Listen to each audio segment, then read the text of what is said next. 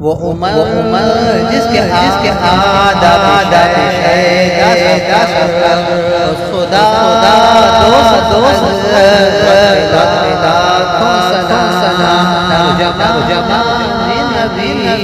ہم زبان نبی جان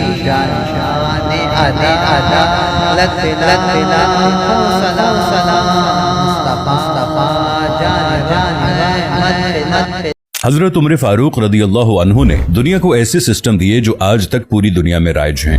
سن ہجری کا اجرا کیا، جیل کا تصور دیا، مؤذنوں کی تنخواہیں مقرر کی، مسجدوں میں روشنی کا بندوبست کرایا، پولیس کا محکمہ بنوایا، ایک مکمل عدالتی نظام کی بنیاد رکھی، آبپاشی کا نظام قائم کیا، فوجی چھاونیاں بنوائیں اور فوج کا باقاعدہ محکمہ قائم کیا۔ آپ نے دنیا میں پہلی بار دودھ پیتے بچوں، معذوروں، بیواؤں اور بے آسراؤں کے وظائف مقرر کیے۔ آپ نے دنیا میں پہلی بار حکمرانوں، سرکاری عہدیداروں اور والیوں کے اثاثے ڈکلیئر کرنے کا تصور دیا۔ آپ نے بے انصافی کرنے والے ججوں کو سزا دینے کا سلسلہ بھی شروع کیا۔ آپ نے دنیا میں پہلی بار حکمران کلاس کی اکاؤنٹیبلٹی شروع کی۔ آپ راتوں کو تجارتی قافلوں کی نگرانی کرتے تھے۔ آپ فرمایا کرتے تھے جو حکمران عدل کرتے ہیں وہ راتوں کو بے خوف سوتے ہیں۔ آپ کا فرمان تھا کہ قوم کا سردار قوم کا سچا خادم ہوتا ہے۔ آپ کی مہر پر لکھا تھا عمر نصیحت کے لیے موت ہی کافی ہے۔ آپ کے دسترخوان پر کبھی 2 سالن نہیں رکھے گئے۔ آپ زمین پر سر کے نیچے اینٹ رکھ کر سو جاتے تھے۔ آپ سفر کے دوران جہاں نیند آ جاتی تھی کسی درخت پر چادر تان کر سایہ کرتے اور سو جاتے اور رات کو ننگی زمین پر دراز ہو جاتے۔ آپ کے کرتے پر 14 پیوند تھے اور ان پیوندوں میں ایک سرخ چمڑے کا پیوند بھی تھا۔ آپ موٹا کھردرا کپڑا پہنتے۔ آپ کو نرم اور باریک کپڑے سے نفرت تھی۔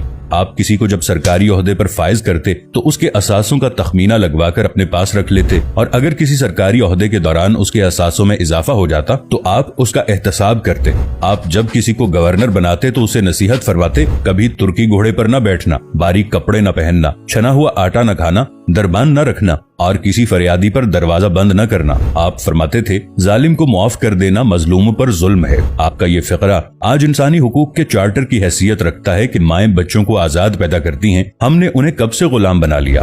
فرمایا میں اکثر سوچتا ہوں اور حیران ہوتا ہوں عمر بدل کیسے گیا۔ آپ اسلامی دنیا کے پہلے خلیفہ تھے جنہیں امیر المؤمنین کا خطاب دیا گیا۔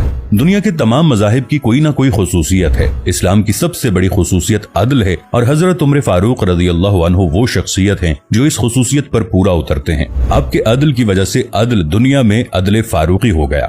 آپ شہادت کے وقت مقروض تھے، چنانچہ آپ کی وصیت کے مطابق آپ کا واحد مکان بیچ کر آپ کا قرض ادا کر دیا گیا اور آپ دنیا کے واحد حکمران تھے جو فرمایا کرتے تھے میرے دور میں اگر فرات کے کنارے کوئی کتا بھی بھوک سے مر گیا تو اس کی سزا عمر کو بھگتنا ہوگی۔ آپ کے عدل کی یہ حالت تھی، آپ کا انتقال ہوا تو آپ کی سلطنت کے دور دراز علاقے کا ایک چرواہا بھاگتا ہوا آیا اور چیخ کر بولا لوگوں حضرت عمر فاروق رضی اللہ عنہ کا انتقال ہو گیا۔ لوگوں نے حیرت سے پوچھا تم مدینے سے ہزاروں میل دور جنگل میں ہو، تمہیں اس سانحے کی اطلاع کس نے دی؟ چرواہا بولا جب تک حضرت عمر فاروق رضی اللہ عنہ زندہ تھے میری بھیڑیں جنگل میں بے خوف پھرتی تھیں اور کوئی درندہ ان کی طرف آنکھ اٹھا کر نہیں دیکھتا تھا، لیکن آج پہلی بار ایک بھیڑیا میری بھیڑ کا بچہ اٹھا کر لے گیا۔ میں نے بھیڑیا کی جرت سے جان لیا کہ آج دنیا میں حضرت عمر فاروق رضی اللہ عنہ موجود نہیں ہے۔ حضرت عمر فاروق رضی اللہ عنہ نے اپنے دور میں جس خطے میں اسلام کا جھنڈا بھجوایا وہاں سے آج بھی اللہ اکبر کی صدائیں آتی ہیں، وہاں آج بھی لوگ اللہ کے سامنے سجدہ کرتے ہیں۔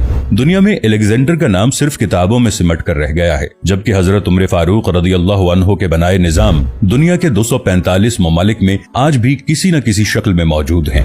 آج بھی جب کسی ڈاک خانے سے کوئی خط نکلتا ہے، پولیس کا کوئی سپاہی وردی پہنتا ہے، کوئی فوجی جوان 6 ماہ بعد چھٹی پر جاتا ہے یا پھر حکومت کسی بچے، معذور، بیوہ یا بے آسرا شخص کو وظیفہ دیتی ہے تو وہ معاشرہ، وہ سوسائٹی بے اختیار حضرت عمر فاروق رضی اللہ عنہ کو عظیم تسلیم کرتی ہے۔ وہ انہیں تاریخ کا سب سے بڑا سکندر مان لیتی ہے، ماں سوائے ان مسلمانوں کے جو آج احساس کمتری کے شدید احساس میں کلمہ تک پڑھنے سے پہلے دائیں بائیں دیکھتے ہیں۔